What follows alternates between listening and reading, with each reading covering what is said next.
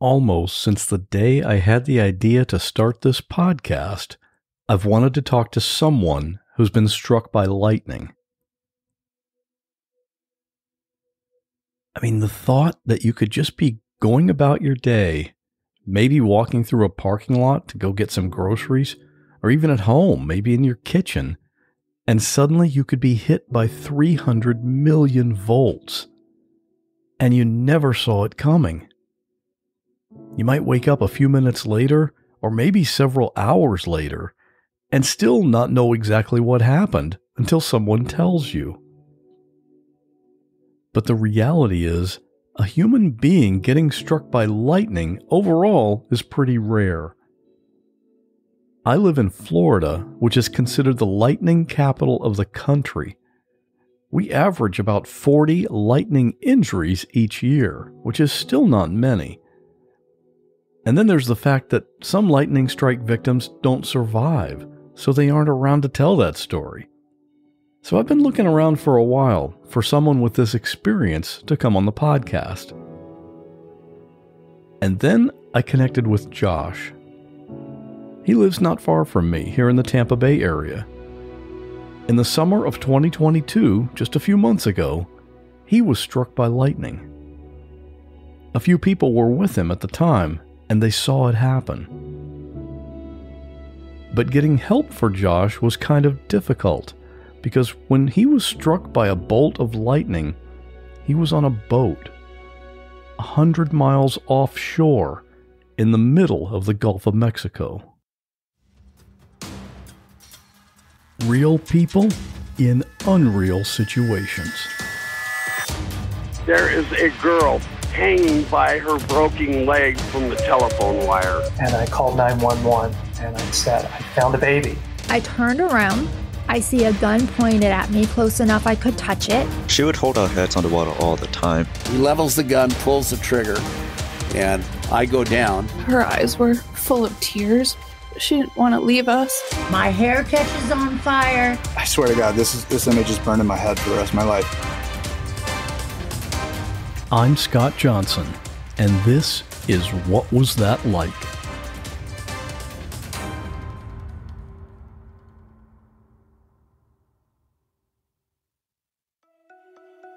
Hey there, I'm Paul Hastings, and I've been listening to What Was That Like for just over a year now. I love hearing crazy, amazing real-life stories, and I have my own podcast, which is pretty similar, and I think you'll enjoy listening to it as well. It's called Compelled, and on every episode, a guest shares their unbelievable story about how God did something amazing in their life, even through the worst circumstances. One of my favorite stories is with Virginia Prodan.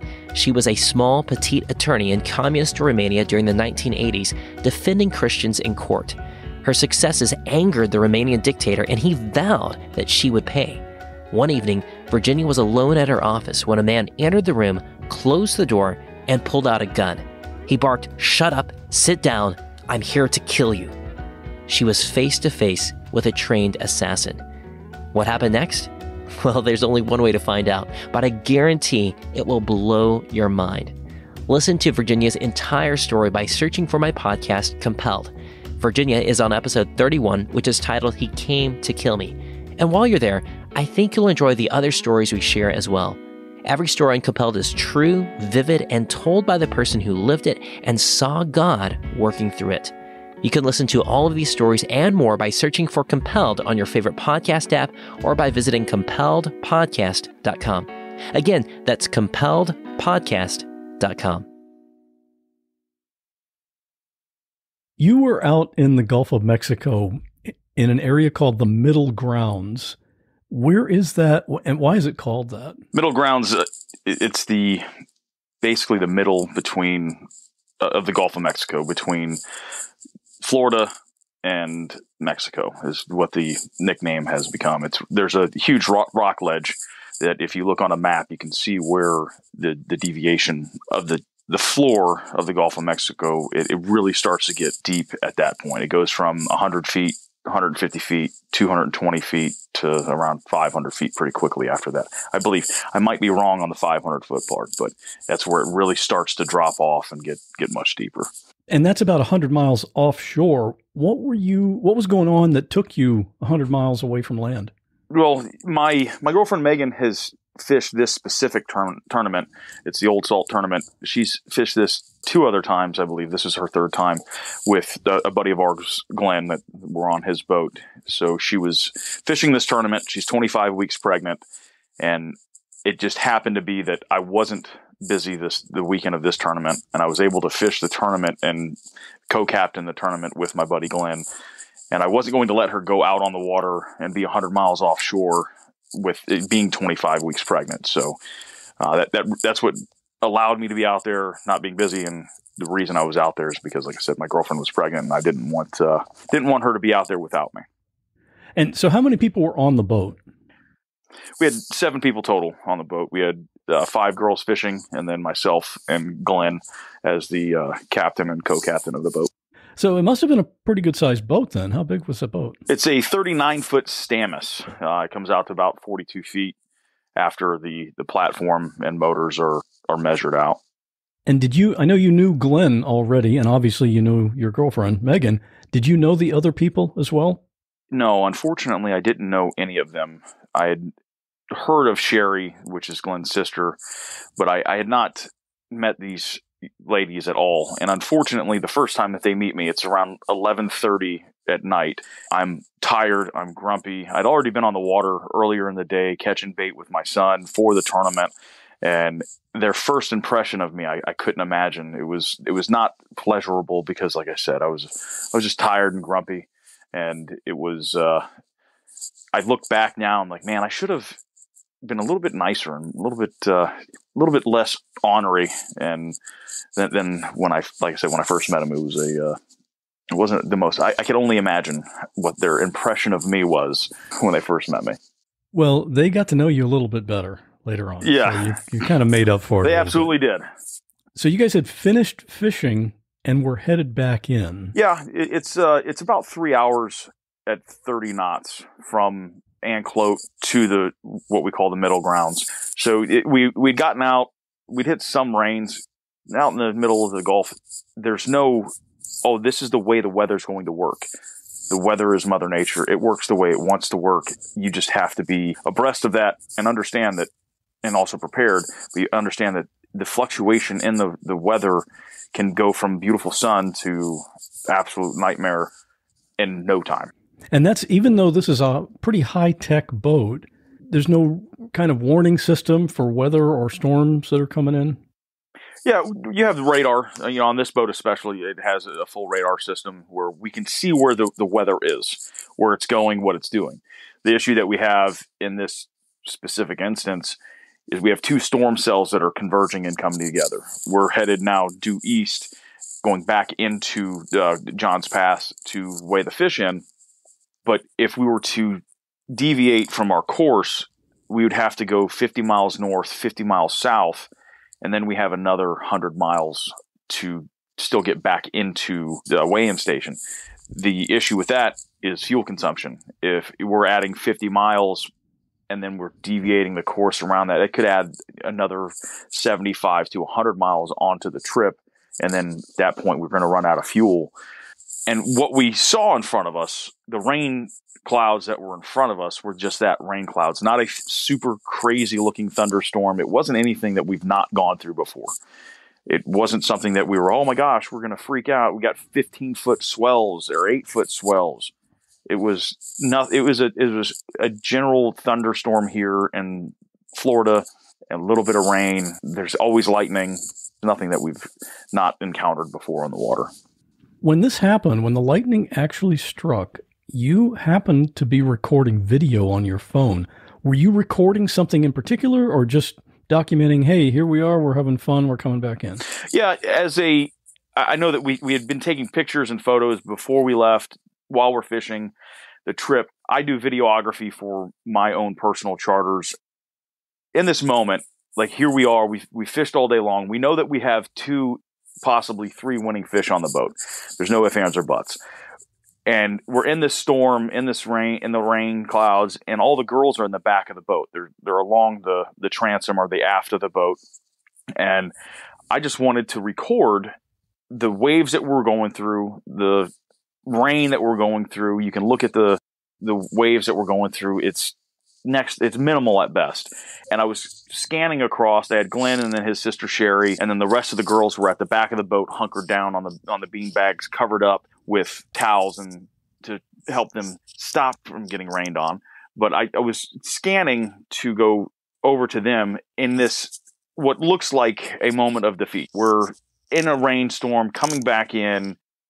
That in the motion in my mind, the video that I'm going to put together for this victory would be, here we are coming in, getting rained on through a rainstorm. We're going to be going to the weigh-ins, and then make that transition from weigh-in or to the weigh-ins where we are celebrating victory, and we have at least 2, but possibly 3 winning fish for the tournament. We're going to have that video up on the website so people can watch that. It's pretty incredible. And that video went viral, of course, too. But yeah, can you just, you have that video to watch it yourself right now. Can you just take us through what exactly happened while you were videoing? The video is around 17 seconds long, and what it doesn't show is where I am at and what I'm experiencing while I am unconscious. I'm hit in the face with lightning. So for me, I have no idea what's happening. At the beginning of the video, you see me, I'm panning over and I'm at Glenn. The camera's focused on Glenn. Moves over to Sherry. When it gets to Sherry, that's when the lightning hits the outrigger. And from after giving the boat back and looking at the boat, it hit the outrigger and it goes out of the aft courtesy light that lights up the back deck. And from that point, it exits the light and then hits me in the face. And that's where I go unconscious. And you can watch the video where, when you're watching the video, it's filming my knee. It shows Sherry's foot, and then it also shows my knee. And at that point, I am in a realm, in a place that I can only describe for the religious as what I would consider purgatory, or being in a place that was silence, but it was the loudest, most deafening place I've ever experienced. I'm gathering my thoughts and my understanding of what has happened, because the lightning hit my face and I felt it in my ankle, but I was watching the lightning and watching my ankle, looking at my ankle, but it was from a perspective of I was watching myself. And in this short period of time, it feels like eternity. There's no explanation of the amount of time that I was gone. Like I said, I'm sitting now or crouched down in this blackness, in this dark place. And the understanding of now I don't know where I'm at, but I'm not where I'm supposed to be. And where am I going? Where the fuck am I going right now? Where am I at? I have no fucking idea what is happening. And then it clicks. And I'm like, holy shit. I'm fucking dead. I'm dead. I'm dead.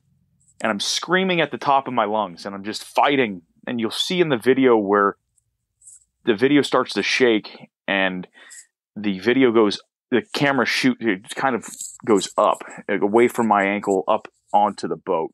And that's Glenn's sister, Sherry, grabbing my phone. That's in that moment, I can feel myself screaming at the top of my lungs. No, this can't be happening.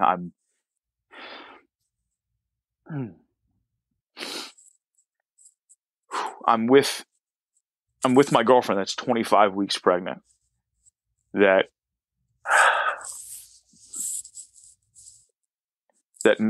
will be giving birth to my son. And as I'm going through this process, I'm thinking about my oldest son that is 6 years old at the time. And my only objective and only thought process is I have to get back to him and make sure that my girlfriend and my soon-to-be child are safe.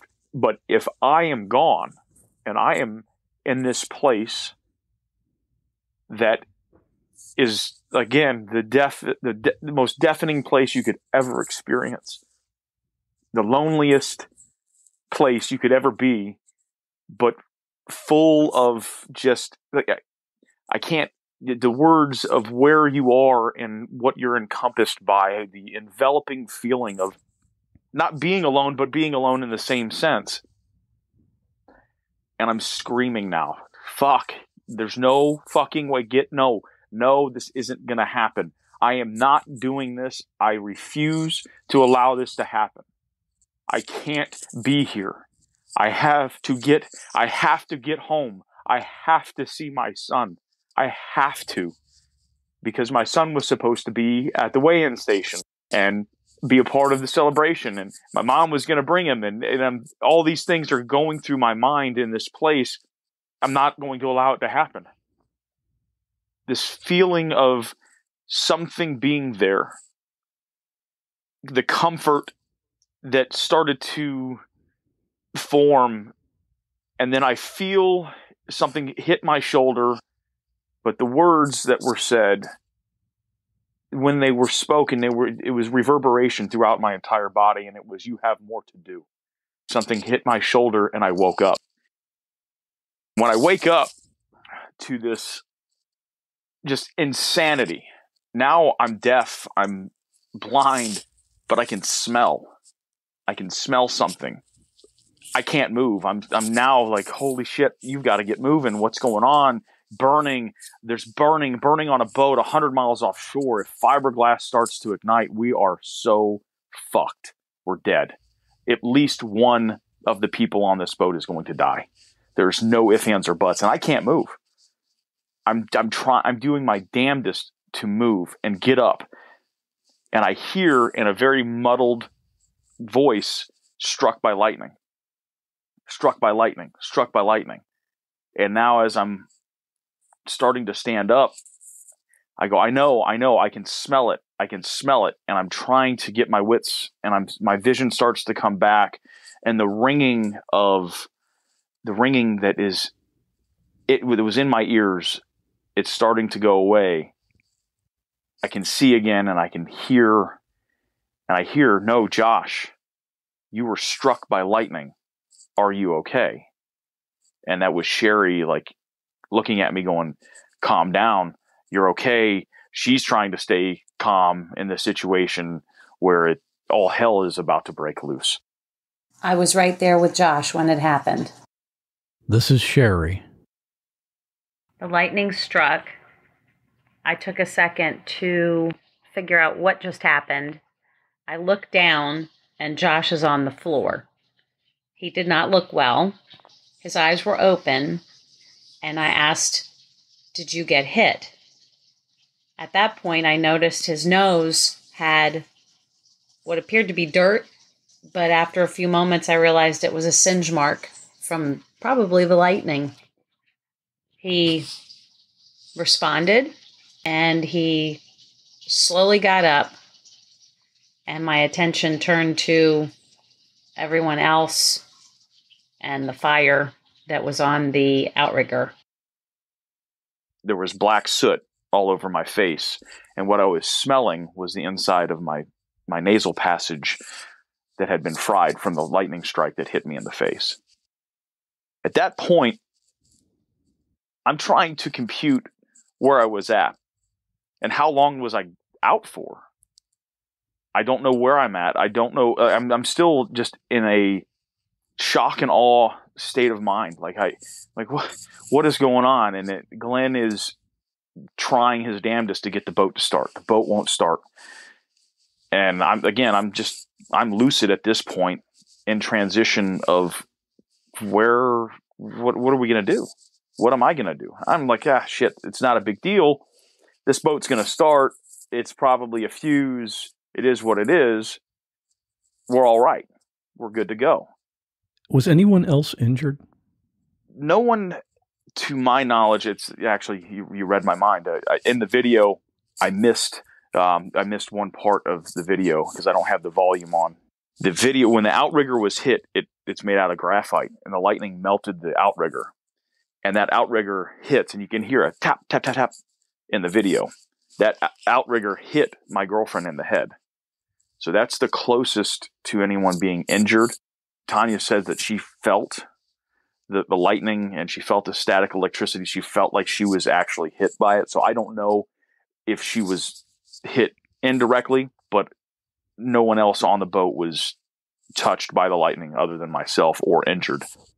Was there a sense of panic? Like, what were the other people doing when you regained consciousness?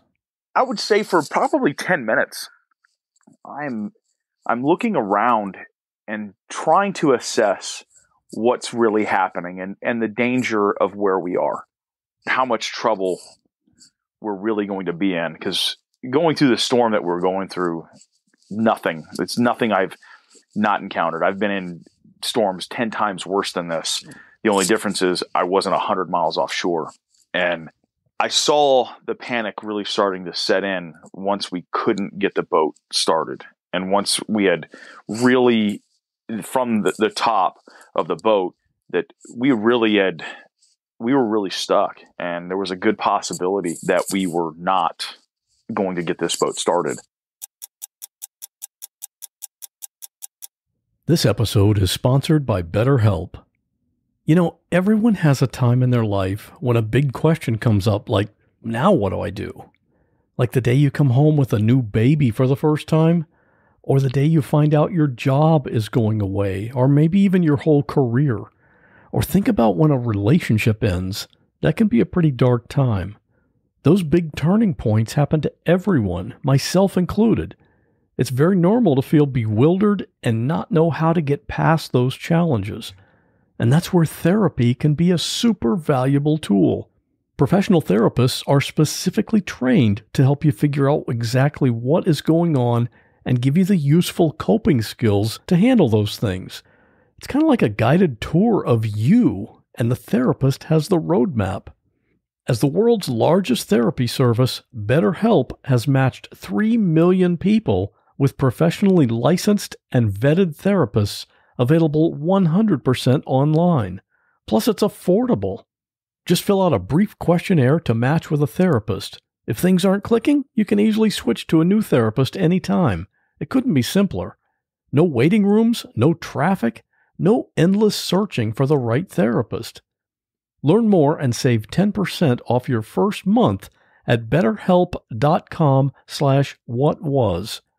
That's BetterHelp, HELP.com/whatwas. And thanks to BetterHelp for sponsoring this episode.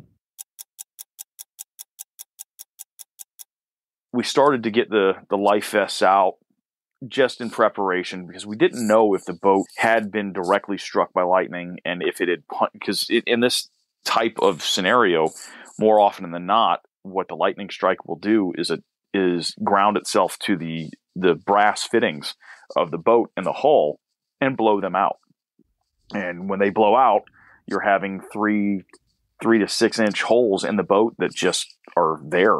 And you have water that you cannot stop from coming back into the boat. So at that point, I'd gotten into the bilge area of the boat, and it's below deck, and I'm down there looking around. The girls really don't know what to look for, and Glenn's a really big guy, and I'm a big guy too, but Glenn wasn't able to get down there, so I'm down in this boat, and I'm not really familiar with Glenn's boat, but I'm familiar enough with electronics and of a boat, and this is considered a yacht, and I'm down there, I'm looking around, nothing's fried, there's no evidence that anything's fried, so I find the switch panel or the breaker panel that's underneath the boat, and I'm doing everything I can to try to get this thing to start back up. And when I was down there, I am maybe 10 minutes after being hit in the face and being gone, I am down in the bilge area trying to keep my composure. And it's, all right, motherfucker, it's time. Like you were somewhere, you'll be able to talk about that and think about where you were at later on, but we've got to get home. Now you have 6 other people on this boat that you have to get home. And in that moment, I knew that I had to take responsibility and control of the vessel. As far as from a mental standpoint, I had to, because as you asked, was panic setting in? Yes, panic was setting in amongst everyone in the boat. This is what kind of struck me about this story. 'Cause this is not your boat. No. But you are certified as a Coast Guard master captain. Yes. You've also got years of martial arts training. Yes. And I know typically when there's a group emergency, one person usually emerges as the leader. Why was that you, do you think? I've had hundreds and hundreds of employees over my lifetime. I've experienced life in a different thought process, and I've gone through life. I've experienced life. I know that the one thing in life that is most important is you have to make it happen. There's no ifs, ands, or buts. And I'm completely malleable. There's a quote from Bruce Lee: "Be water. You become the cup. You become the rock. You become the sand. Water is malleable." And that's my thought process in life is I'm going to hit something, but I'm going to absorb everything that is and learn from that. So in this moment, it's not my boat. It's people that I've known for, honest to God, I've only known these people for 8 hours, 9 hours at this time, maybe a little bit longer. Let's call it 12 for argument's sake. I've only known these people, with the exception of Glenn and my girlfriend, for 12 hours, and here I am. It's time to buck up. It's time to make shit happen. It's not, there's no, why did this happen? It's not that I was waiting for anybody else to take charge and take control of the situation. It's just who I am. It's my thought process. And as we are in my Nordic heritage, it's what we call the berserkers, and it's absolute insanity that no matter what happens, you're taking control. If Glenn would have said to me, "Hey man, we got it. We're good." We worked in tandem throughout this entire scenario at times, but when it came to the girls and taking control of the girls and trying to control their emotions, it was something that's just innate. It's an innate ability that I have to absorb their emotion, absorb their anger, talk to them in a way that they're going to understand. And again, I don't pussyfoot. I don't hold back. I don't give a shit about your feelings. I really don't. If you want to argue with me with your feelings, good. And that's fine. I understand you have feelings and emotions, so do I. But the facts of this scenario, and all scenarios in life, but this one's a little bit more severe. The facts of this scenario is if you deviate, we're going to die. It's over and done with. We are so fucked. You have no clue.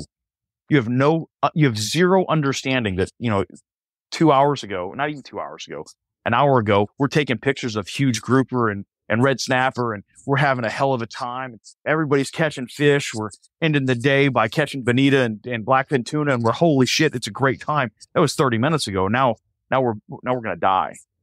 So shut the fuck up. So I get out of the bilge area, and that's where I come up, and I really see where Glenn is. He is fucking distraught. He is really, really panicked, and I can process the information. I've known Glenn for a while now.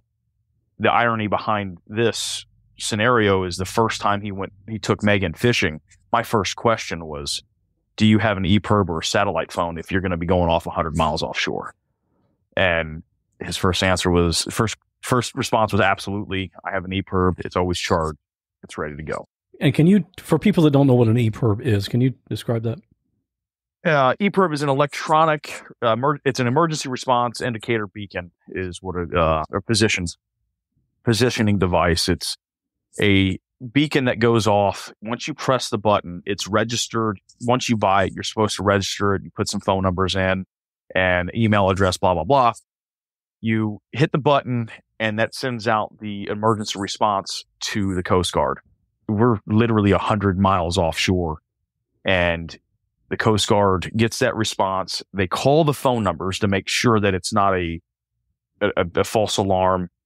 They call both the phone numbers, and neither one of the phone numbers respond. They don't pick up the phone. Then they had to send a text message that this is the United States Coast Guard.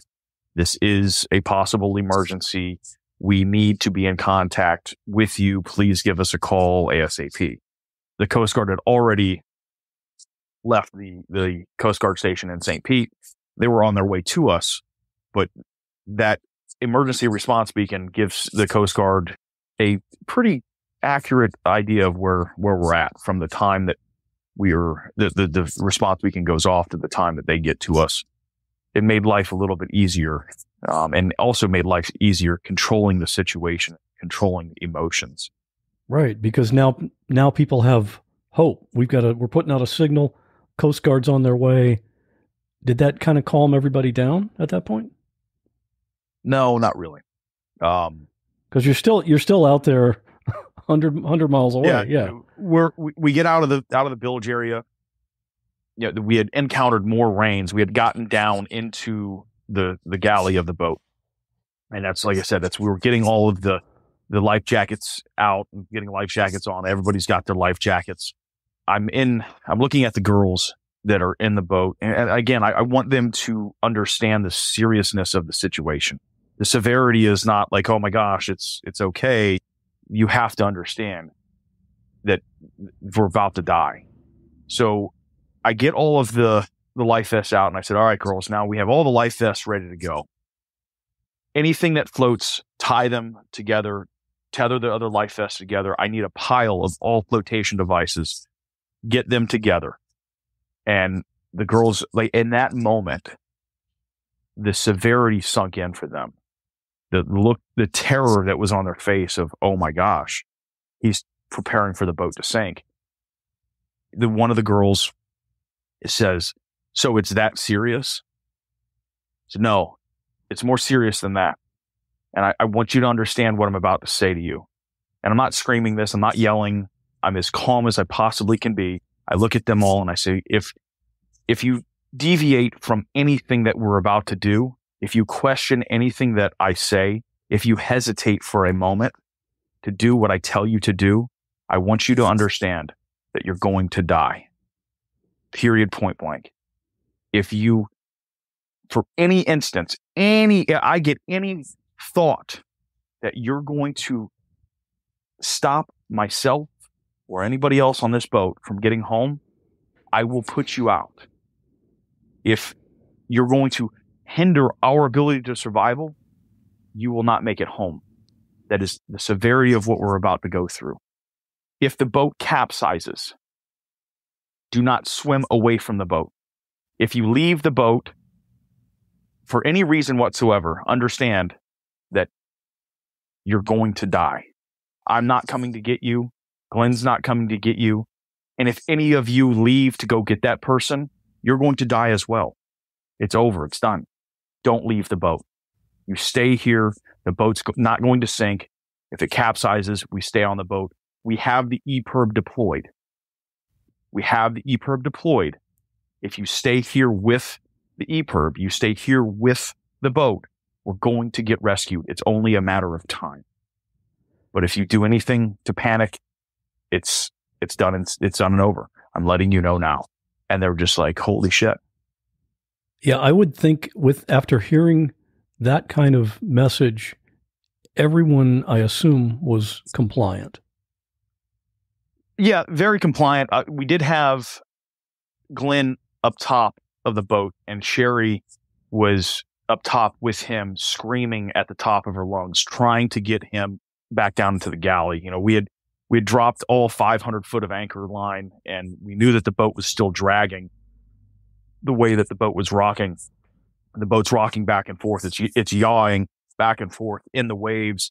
We know that we're not into the waves. The anchor hasn't caught yet. So, and again, Glenn, I don't know what really is happening with him above deck. I don't understand, but I know that I can't stop him from doing what he's doing.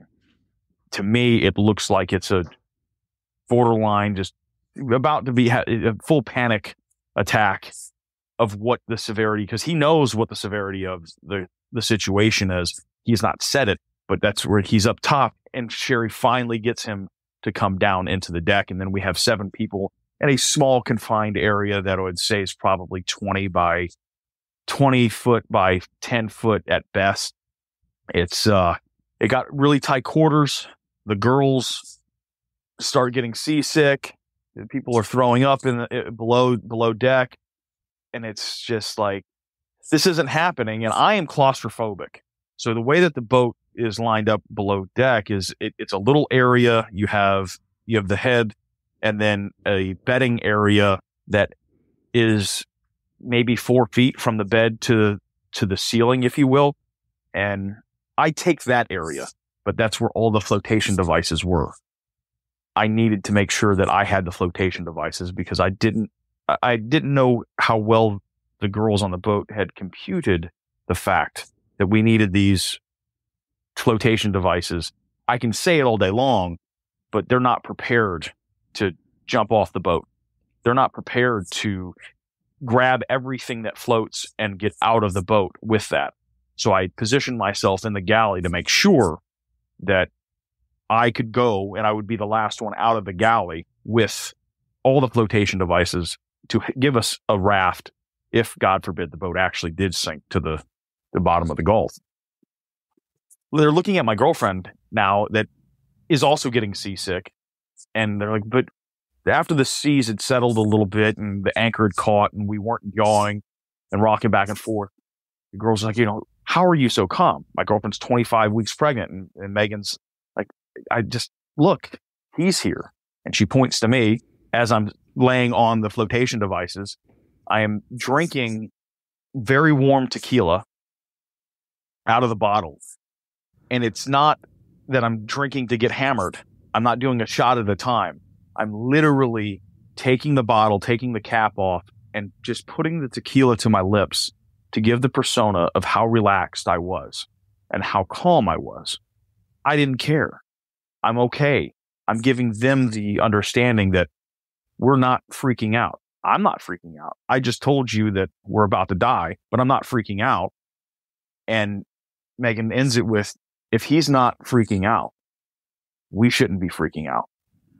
And that was to help quell the emotion and draw everybody back in and give them the understanding that we're okay, but the severity is much worse. And if you deviate from the plan, if you deviate for whatever reason, you're taking your life into your own hands.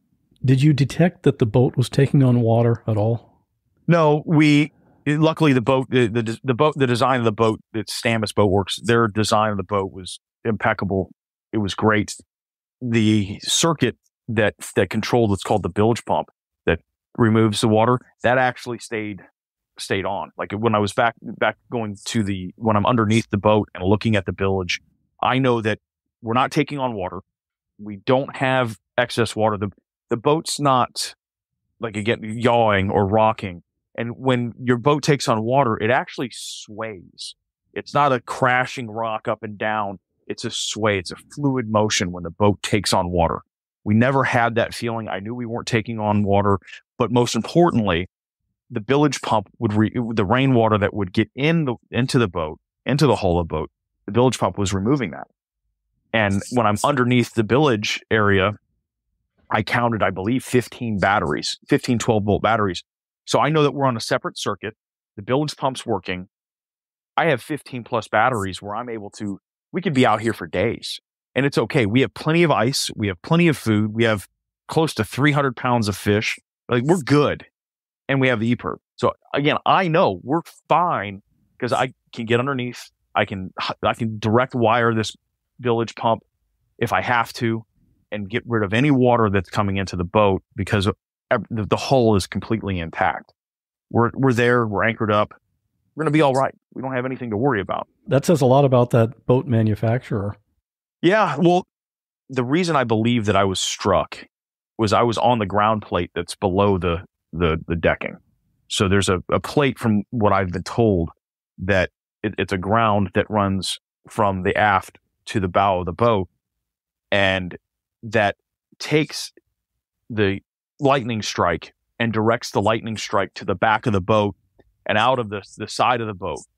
And that's what it did. It operated perfectly, but I believe I was actually standing on that. And that's what helped. I was grounded to that, and that's what helped the lightning pass through me. Yeah, that's why you felt it leave your ankle. Yeah, exactly. And that's where I believe if I were to have been hit I wouldn't have, and I wasn't standing there, I wouldn't have made it. I think that that's what helped me, but I'm not a physicist, so I don't have a great explanation of that. But that boat was designed to take a lightning strike and stay afloat, and also continue to pump out water when the water comes in from either waves and or the rainstorm. So, and the manufacturer of the boat is, did you say Stamus? Yeah, Stamus Boatworks, I believe. I know the boat. It's Stamus out of Tarpon. It's Stamas out of Tarpon Springs, Florida. How long did you have to wait before the Coast Guard showed up? And they were coming out by helicopter. Yeah, they came out via helicopter. I have exceptional vision. I have now, probably at 39 years old, somewhere around 2018 vision. But when I had my vision taken years ago with a piece of metal in my eye, I had 2012 vision at that point in time. And we're sitting on the boat. Now the rains have dissipated. We're above deck. We're freaking out. The body language of everyone on the boat, except for myself and Megan, the body language is very tense. You could cut it with a knife. It was how tense everyone was. It was like a fog that was over the boat. I'm looking down south. I know where we're at approximately. We finally got our heading. Like the boat, the anchor holds, and we have our north. And I know what direction we are now, and I know where the helicopter is going to come from. I know that. So I'm looking south of the boat, and I see in the foreground, I see a rectangle flash of light. That wouldn't be a boat. And if it was a boat, it would be a cruise ship. But if it was a cruise ship, we would see it. So I see this flash of light, and I look at everybody and I go, there's something over, guys, there's something over there. I just saw a flash of light.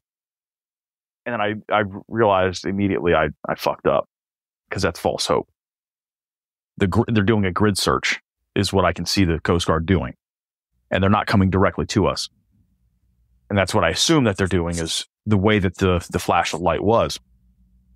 So nobody could see it, but nobody really paid attention to it. So it's like, all right, I'm not even going to mess around. I'm not even going to say anything. I'm not going to bring it up again. And it was around, I believe, an hour and a half from the time we hit the beacon to the time that they were to us in the helicopter. That's when, like, you asked earlier about panic. That's when I knew how panicked everyone on the boat really was. That's how I knew how panicked Glenn was. The relief of seeing this helicopter and everyone being like, oh my gosh, this is amazing. This is awesome. We're safe. And my mindset is in a totally different area. My brain is still scrambled from everything that had just transpired, and that relief of pressure, and we're here, we're safe, and we're ready to go. It was an eye-opening situation for me, how condensed everyone's emotions were, because it was an explosion. Everybody started crying, everybody was happy. and I'm over here, I'm legitimately pissed off. Like I'm mad. Now that like the helicopter's here, I'm mad. I'm upset. I'm pissed off when I should be happy.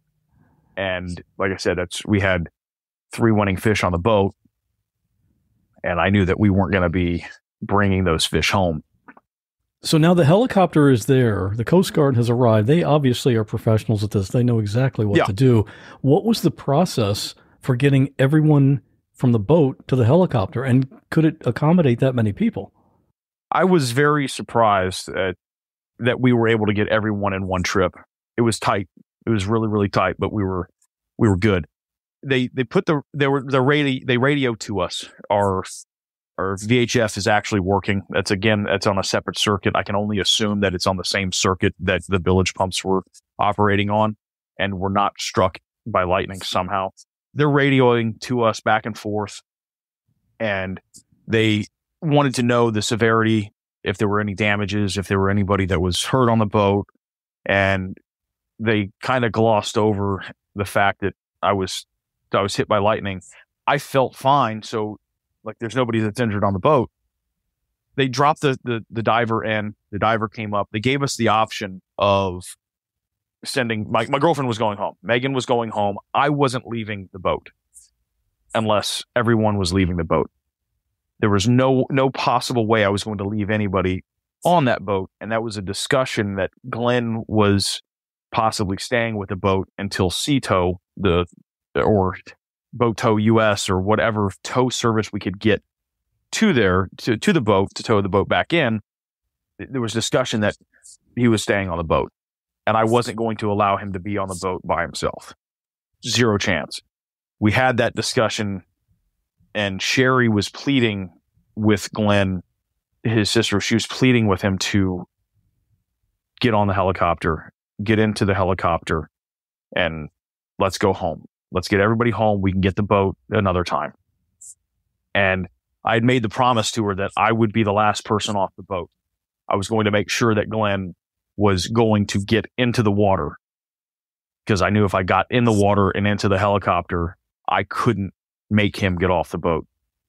And we're sitting there, we're talking back and forth, and I go, man, you know, I made your sister a promise that you're going to get into the helicopter before me. And he goes, the captain goes down with the ship. The captain's the last one off the boat. But Glenn, let's be honest, I'm the only one that's a captain on this boat. And he looked at me and he smiled. He goes, Josh, I promise. Get in the water. I'll be in the helicopter. So I quickly ran up to the front cooler. Or was it the back cooler? I don't remember which cooler had the cookies. Got the cookies, ate a couple of cookies, jumped in the water, and then we all were in the helicopter. And then Glenn came in right after that, and we took a ride back to St. Pete Coast Guard Station. I can imagine how conflicted he would be. Not just the fact that, you know, you always hear that the captain goes down with a ship, but he's leaving $1 million boat out there. Oh yeah, absolutely. You know, it's, again, back to watching him panic, and he's all over the boat and he's looking for things, and I don't know what he's looking for. The severity of what he is and what he's going through on a different level, because he's got 6 other people on the boat that he's now responsible for their lives. And the complexity of the thought process that he's going through, I can only imagine that pressure, immense pressure, because it's going to affect everyone, and multiple people are going to be affected by this if we don't get back home. So he's back to it's $1 million boat. I really think it clicked with him. It's a boat. It's insured. Let's go home. Like I left. I have a fishing rod and reel that I brought out, and I left that on the boat. And that was one of my oldest rod and reels that I've had. My grandfather gave it to me 30 years ago, and I've had it, and I fish with it all the time. And I had to leave this rod and reel on the boat. And I'm like, oh, well, see you later. It's just a thing. It's just a thing. You know, it's a sentimental thing, but at least we're going to be home, and, you know, we're all going to be able to get back home and see our family, and it'll be good. I love the holiday season. We always have Thanksgiving at our place, so we had a house full of people playing games, eating, and of course, telling stories. My favorite way to start a story is to say, hey, if you've heard this one before, don't stop me because I want to hear it again. And now, since my mom has gotten married again, her new husband Jim has a whole volume of experiences we've never heard before. But the sad part is, our loved ones will someday be gone, and we won't ever hear those stories again. That's why it's so important to document those family stories now. But how do you do that? Where do you even start? Well, you do it with Storyworth. Storyworth is how anyone can write a book about their life. My mom started doing this last year, and she loves it. Every week, Storyworth will email your loved one a single life-related question. Something like, what was the bravest thing you've ever done? Or what's the farthest country you've visited? And all they have to do is click reply and tell the story that answers that question. It's super simple, and they can even include pictures with their story if they want. Then, after a year, Storyworth compiles your loved one's stories and memories and pictures into a really nice hardcover book. So all those stories will be enjoyed by future generations for years to come. So help your family share their story this holiday season with Storyworth. Go to storyworth.com/what today, and you'll save $10 on your first purchase. That's storyworth.com/what to make your first purchase and save $10. This is the kind of gift that everyone in your family will remember. Storyworth.com/what. And thanks to Storyworth for sponsoring this episode.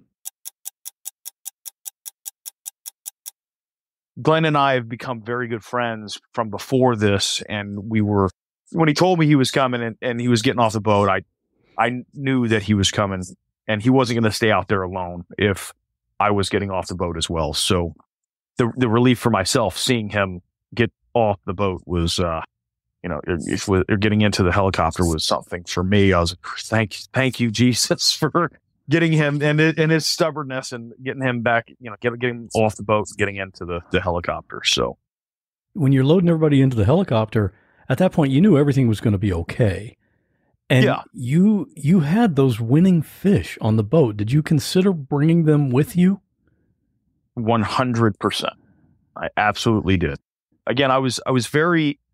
I was upset more so for the fact that my son wasn't going to be at the station. My son wasn't going to be able to see what this experience is like to win a fishing tournament or place in a fishing tournament and just take in this aura of just awesome being outside, loving the outside, being an old salty dog and being a Florida cracker and living on the water and fishing on the water, being outdoors and just being a general outdoors. My son wasn't going to experience that.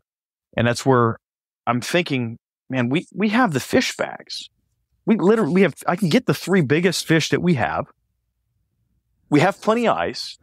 What's another 100 pounds of fish and some ice? Like we're fine. We have plenty of space on the helicopter. They said they can take all of us. I'm strongly considering just putting it into the bag, putting the fish in the bag and bringing it to the back of the boat and asking the diver if we can take the fish back home, because we're going to get back. I've asked the diver, how long is it going to take to get back? So probably an hour and a half, 2 hours at the absolute most. And I'm like, okay, well, I'm calculating what time it is. It's 12:30 or it's 1:30. We're going to get back by 3. Weigh-ins are at 4. Shit, man, we can make this happen. I'm going to be able to make this happen. Let's do it. Let's do it. And then I was like, oh shit, the negative connotation of the fact that I have been the arrogant asshole to take the winning fish, put them in a fish bag, and my concentration was just the winning fish, because none of these idiots, don't mean to offend anybody, but again, I don't care. Everyone that responds to the fact that I, or we as the boat, were concentrated on having the winning fish delivered to the weigh-ins. I didn't want the negative thought process and the people to focus on the negativity, not the perseverance, not the fact that we had caught fish, we had winning fish on the boat, we'd been rescued, and we had overcome being out on the water because we had the EPIRB device and we were saved quick enough to get back to the weigh station. They would probably not allow us to weigh the fish anyways, just because of the rule set, and the fish have to be delivered via boat. They can't leave the boat and blah, blah, blah. But just to have that story of perseverance, like, oh my gosh, these guys actually went the extra distance, the extra mile to make this happen, to show people that we can persevere over almost anything in life. It's mindset. I was like, I'm going through all that. I'm like, I don't want the negative, because the negative is going to outweigh the positive in this situation. Of course, that's the way Facebook comments work. People don't see the good part. They look at you and like, wow, you guys all could have died, and that's all you were thinking about was those fish? Yeah, absolutely. Absolutely. Like, no, asshole. I was not thinking that. That was the least of my concerns. I thought, now we're safe. We're good. We're ready to go. Now what's another extra 5 minutes of me throwing fish on the helicopter and taking them into the weigh station? Because they knew that that we were in trouble, the people with the tournament, because Glenn's fished this tournament for years. they knew that we were in trouble because we hadn't gotten back to the boat, and back to the dock, and he hadn't radioed in or communicated with the directors of the tournament that we're not going to make it back. We're just going home. Like, I think the last time that they ran the tournament, all the fish that they were catching were good sized fish, but getting cut in half by sharks. So they just went back to the dock, or went back home the last tournament that they fished in. So anyways, that's where I was like, absolutely, let's not do it. And so I don't have to deal with the nonsense of people being just not inexperienced, but just not having the understanding of what we had gone through. And I decided to leave the fish. I iced as much fish down as possible before we left, because we were also preparing. I'd thrown ice on all the fish because we were preparing for the 3-hour ride back into the dock. I think it was a good decision. Yeah. Yeah. I mean, again, I now look back and we're almost 4 months after this has transpired. I look back and I'm still very upset with myself for giving a fuck of what other people thought. I understand, like, it was the best move in the moment, but I'm upset that I allowed other people to dictate what I was going to do in that moment, because everyone on that boat, everyone in the helicopter would have absolutely been thrilled to the 7 of us are like, holy shit, look what we've gone through. And because they were there, they know exactly what happened. Yeah. Absolutely. Yeah. Was the boat recovered? Yeah. We were. What's the process for bringing it in? I've mentioned a couple of the tow companies. I'm not going to mention the names of the companies moving forward. Glenn was contracted with a tow company, and because we were over 99 miles outside of their tow restrictions, they refused to bring the tow in. So he had to contract another company to come out, and they did that they did that tow process because they adhere to the DOT. You can only work 8 hours. It took 2 boats to get out to the recovery. They had to get out. One boat went all the way out, got on a 2-man. They get out there, and the guys that recovered the boat were telling us that the boat was in 8-foot swells. So when they got out there, they could hardly recover the boat in a safe manner. They get the boat hooked up, and they finally get it moving. So they get out there, and then they come back, and then they're met halfway with the second towboat. And it's a long process. They're only going 7-8 miles an hour at best. And most of the time they're going about 5 miles an hour in 8-foot waves, the 8-foot swells. So the guys that were towing the boat were like, thank God you guys left. You would have been an absolute, you'd have probably fallen off the boat. You would have been seasick. There's so much at that point. I'm like, thank God we didn't stay. Because if we did, it would have been myself and Glenn crying into each other's arms because of the just lightning storm that was going on. And I think it took about 24 hours for them to get out there and then get the boat back to the dock. And when we got the boat back to the dock, we looked at the antenna, the VHF radio antenna. I noticed it was missing. It had gotten struck by lightning again while it was out in the water waiting for the tow to come back in. So, and if, like I said, you stay out there, the VHF has a 20-mile radius. It's line of sight. So you really have no communication with anybody. And at 100 miles offshore, all you have is your beacon. Your beacon's going off, and that is it, nothing else. That's literally what saved all of your lives. 100%. 100%. Granted, we have what's called a float plan. We let people know that are within the family and friends where the not precise location, but the general GPS coordinates of where we're at.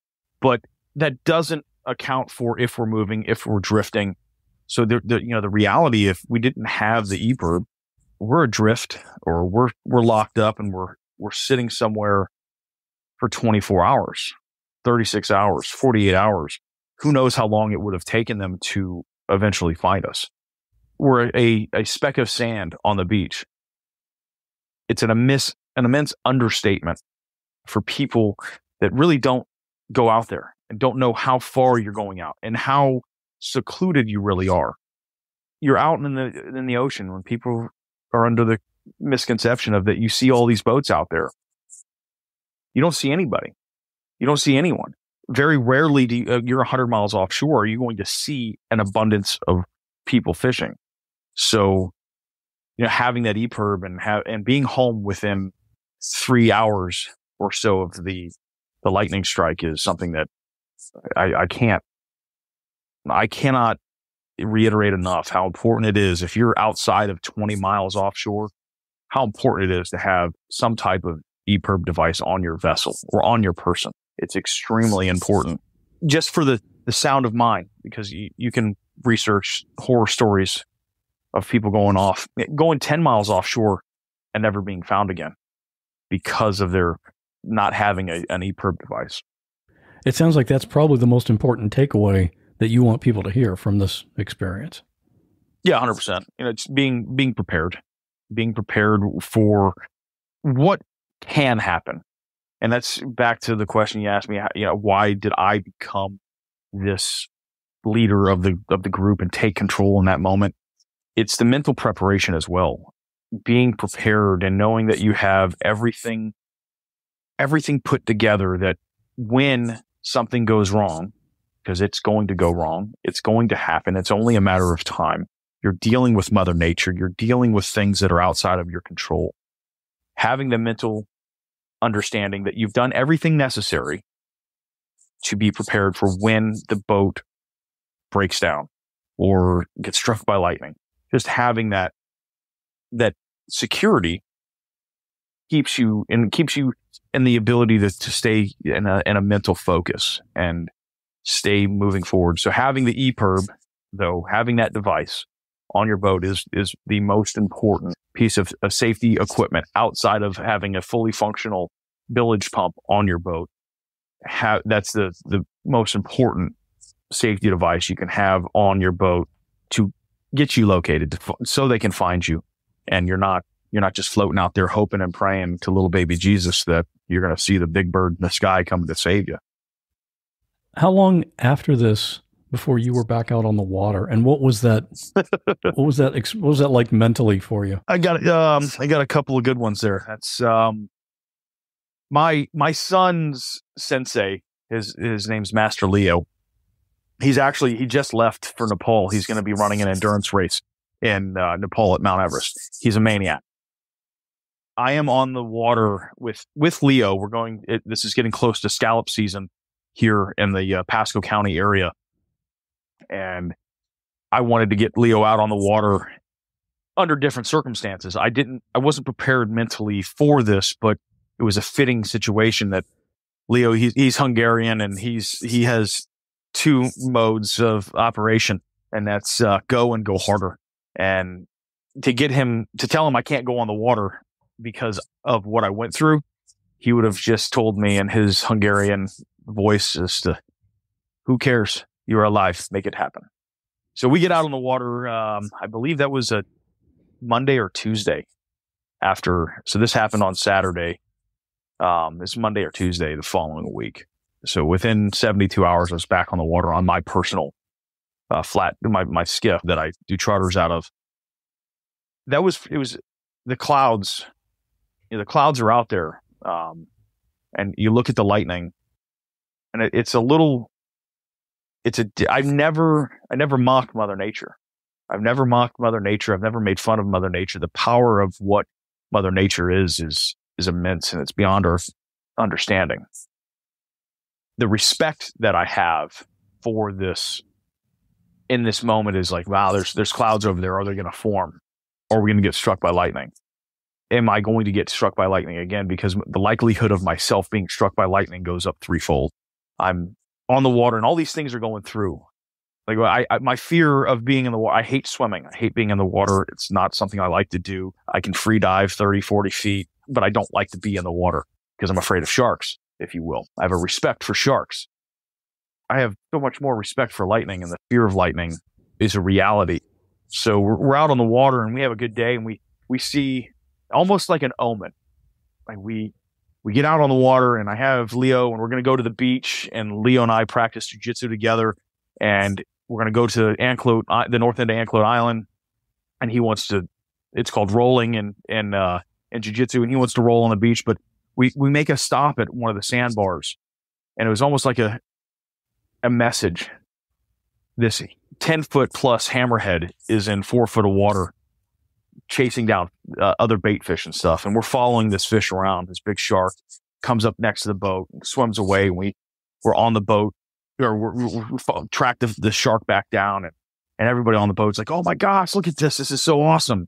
And the whole time I'm thinking about lightning. And then there's the shark, so being and right before this happened, I spent close to 20 hours. I run party charters out of Tampa, and I spent 20 hours in thunderstorms with bachelor parties and storms 10 times worse than what we were in when I was struck by lightning. And I was just, everything started to compile, like how much I put myself at risk being struck by lightning on a regular basis. All I'm thinking about is all the time that I've been around the lightning, and my biggest fear of the water is this shark that is in the water. And to say it was easy to get back on the water, it was going through the motions. Being on the water, not a problem, not an issue, going through the motions, but that feeling that I had was like just nausea all day long the first time I was back on the water. And then that was June, the beginning of August. So just about a month later, I'm running a kid's fishing trip, and lightning it's coming in. I'm looking at my radar. It's coming in. There's no ifs, ands, or buts. We run back to the dock, and the lightning started hitting very close to where we were at. And my buddy that was at the dock was like, man, go inside, get out of here. You really need to get away, because the PTSD was something that was setting in. Like, holy cow, like I could feel it. I'm getting lightheaded. So it's there. And now I'm on the water.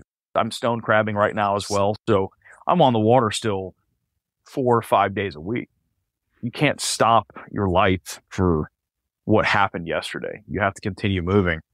You just have the knowledge and a different perspective now. So since this happened, you've had some good stuff happen too. Megan was pregnant at the time. Yeah. Baby has arrived, right? Absolutely. He, triumph and perseverance, going through that experience, and her giving birth we had a plan, and it didn't go to plan. And it went the exact opposite of the way we wanted it to happen. I say it's her body, her choice. She can do whatever she wants. And, it went the exact opposite. But again, the perseverance and the fact that we have a healthy baby boy that's 3 weeks old now. You run a charter fishing service here in the Tampa Bay area. Can you tell us what you do, and your website, and how people can contact you?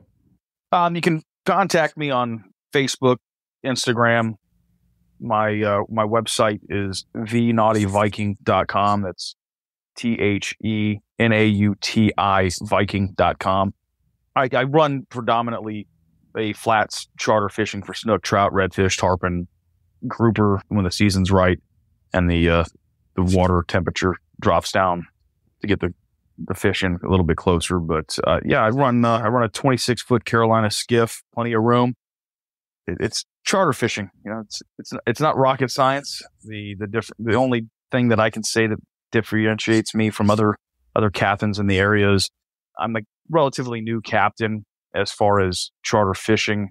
I've been a fisherman my entire life. I've lived in the Clearwater area most of my life, and I know how to deal with people and talk to people. And my goal in life in being a charter captain is to be known as a kid-friendly captain. So if you can put up with 5, 6, 7-year-olds, teenagers on the boat, and keep people engaged and keep people learning what the fishing aspect is and not losing your temper. I've had so many stories of clients coming on my boat and tell me stories of what they've gone through with other charter captains. And it's disheartening, because you've got these people that are paying you very good money to go out on a boat and to be chastised and talked down to and reprimanded on a charter captain boat is just it's inexcusable for my aspect and my perception of, you're supposed to be giving an experience of, even if you're not catching fish all day long, from the time that they hit the water to the time that they leave the dock, you're selling an experience, and you want to make this memory. It's for your clients. So that's my perspective of charter fishing, is just giving people an experience that they're going to have for a long time. And doing so, they're going to come back. They're going to hang out with me some more. They know that I'm a decent human being, and I'm not going to yell and scream at them, but just giving the experience of family fun event for you, your family, to have an experience and be safe and know that you're going to get out on the water, come back home safe, and having that experience. Even though you may be one of the less experienced, you probably are the only one with a personal lightning strike story. I don't know of anybody else that's alive today that's the problem. They don't survive usually to tell that story. Absolutely.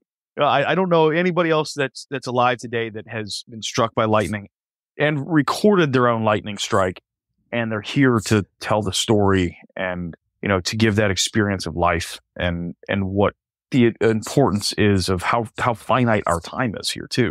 I wake up every morning and I get to do things now. I get to hug my son one more time. I get to hug my newborn son, where I would not have been able to do that. That's the real perspective on life that has changed for me. And I am one of a kind.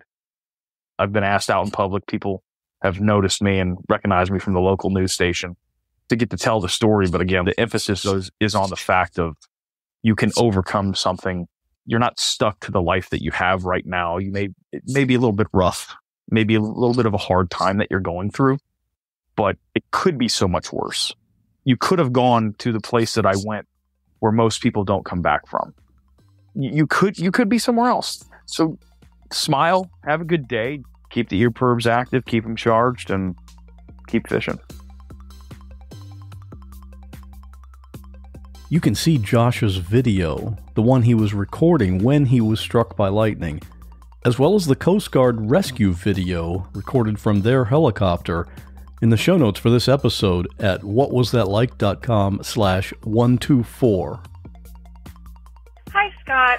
I first wanted to start out with saying that I really enjoy the podcast, and I really love listening to everyone's stories and the situations they find themselves in and how they come out on the other side. It's very fascinating. I just finished listening to episode 122. Ella was trampled by an elephant, and I found the story very moving and felt very compelled to call in as a wildlife conservationist and fellow animal lover myself, and just wanted to encourage people to do research when they're traveling internationally and wanting to visit these magnificent animals in so-called sanctuaries. Any sanctuary that offers rides or keeps animals in chains is not a sanctuary at all, and it's actually rather exploitative to the animals.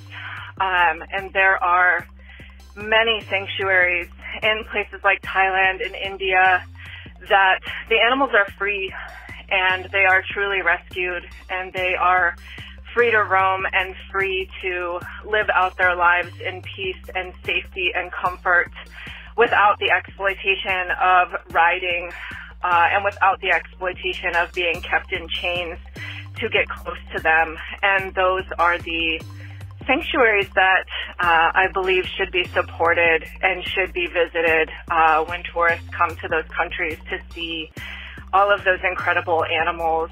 And I just would encourage anyone who wants to travel to those places to really vet out the sanctuary first and ensure that those animals are truly free to live and free to be themselves and experience life the way that they should be experiencing life.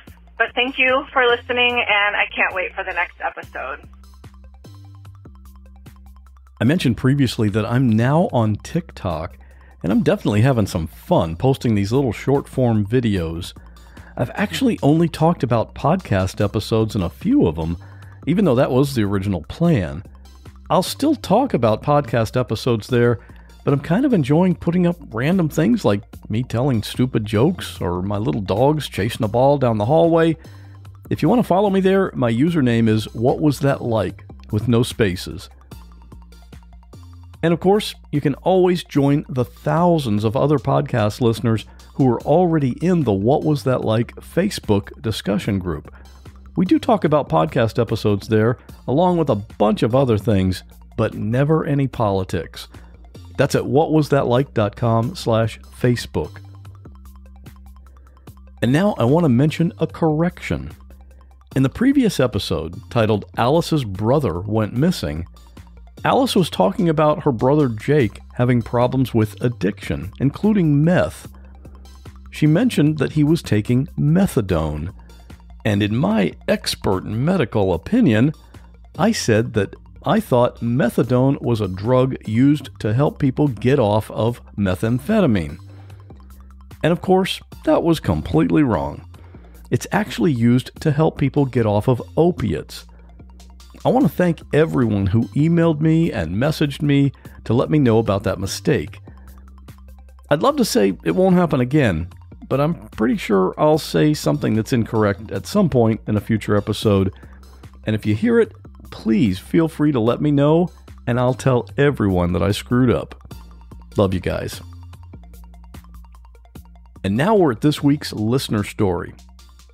If you have an interesting story you can tell in about 5 minutes, or if you have just any comment you want to make, you can record it on your phone and email it to me at scott@whatwasthatlike.com. Or you can call the podcast voicemail line anytime 24/7 at 727-386-9468. We end every episode with a listener story, so I'm always looking for new ones. This week's listener story has a Christmas/911 theme. Stay safe, and I'll see you back here in 2 weeks with the last episode for 2022. Hi, Scott. When I was an emergency dispatcher back in the early 2000s, I was working on a Christmas Eve. My officers were out searching for a parolee at large who was armed and dangerous. We had the helicopter out, shining lights on the streets and neighborhood where he was last seen. The search lasted for hours, and he got away. The next night was Christmas, and I was also working when I received a call from a young mother thanking me for the helicopter and the lights in her neighborhood the night before.